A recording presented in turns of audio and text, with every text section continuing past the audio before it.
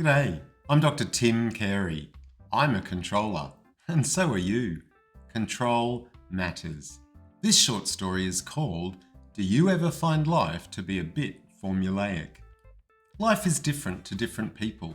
Some people see life as a struggle, others see it as a song. Life is a cabaret, but also a challenge. For some of us, life is a bitch. For others, it's a beach.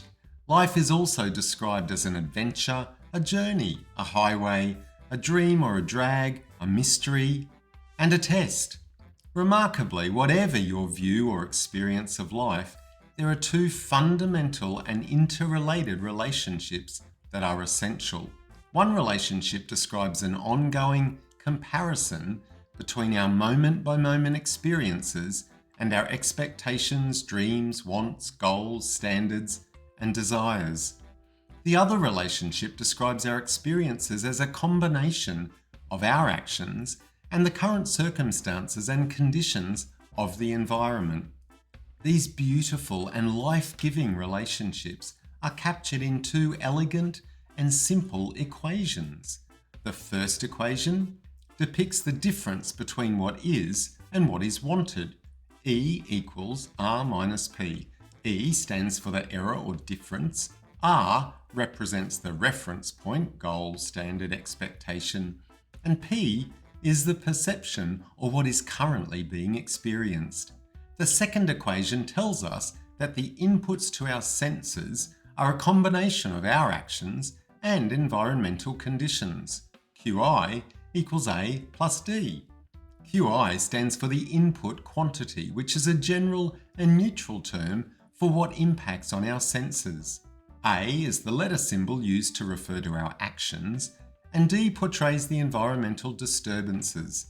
The sly thing about these formulae is that they need to be considered simultaneously because they each affect the other. QI becomes P as our senses capture what is around them, and E becomes A as our muscles and glands are harnessed for service. These two magnificent expressions describe the process of control and explain how living things live. In order to live and keep living, a creature, any creature, must be able to act on its environment in order to keep the difference between what is and what is wanted very small. The whole point of the system that operates according to these two formulae is to keep E as small as possible. All the living of all creatures all the time is governed by these formulae. From a single cell to a Siberian cat, and from a seaside daisy to a slobbering dog, any entity that lives does so by keeping its own private E's very small. Swatting a fly in the kitchen on a summer's afternoon illustrates the operation of these formulae. The first thing to notice whenever an analysis like this begins is that where one starts and stops the description is essentially arbitrary.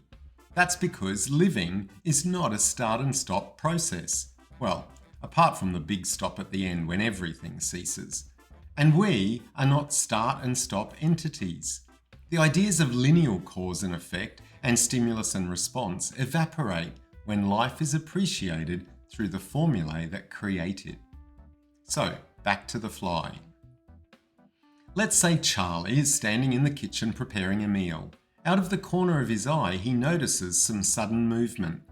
Charlie isn't expecting his kitchen to be moving around, so there's a difference, E, between what is wanted, R, a non-moving kitchen, and what is, P, sudden movement. He turns his head, A, slightly to the left to get a better view of the source of the movement, D, and places the fly in the center of his vision, QI. Since Charlie wants, R, to have a fly-free kitchen, he reaches for the fly swat and stealthily approaches the fly. Now, although I don't know how to think like a fly, I'm going to infer that the fly has some kind of standard for maintaining a healthy distance between itself and other fast-moving objects. As the fly detects, P, the flat yellow square of the swat moving swiftly towards it, D, it darts off the bench to keep the difference, E, between its fly is and its fly want very small. And so begins a few minutes of lively activity, which an onlooker might mistake for a Bollywood dance sequence, as Charlie cavorts around the kitchen trying to connect the fly to the swat, and the fly produces a dazzling display of twists and turns as it avoids the close encounter. Finally, the fly darts out an open window which Charlie deftly shuts behind it.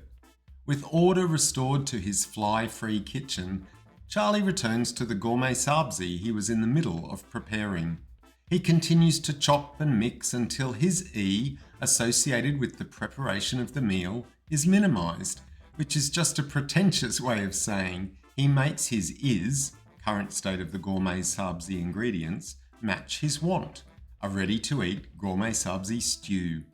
Understanding the dynamics of the formulae of life teaches us that whether or not your life is a party or a pigsty, it's your ease that are critical. Sometimes size really does matter. To live a life of purpose and meaning, where contentment is the order of the day, do whatever you can to keep your ease as small as possible and to trim them lickety-split whenever they grow large. One of the delightful quirks of our design is that assisting others to reduce their ease will help us to keep our own ease in diminished states as well. Life is a formula. In fact, it's two. Understanding these formulae as well as their implications will help you be the life for which you yearn. The secret to life is all in the ease. So, what do you think about that? Bye for now.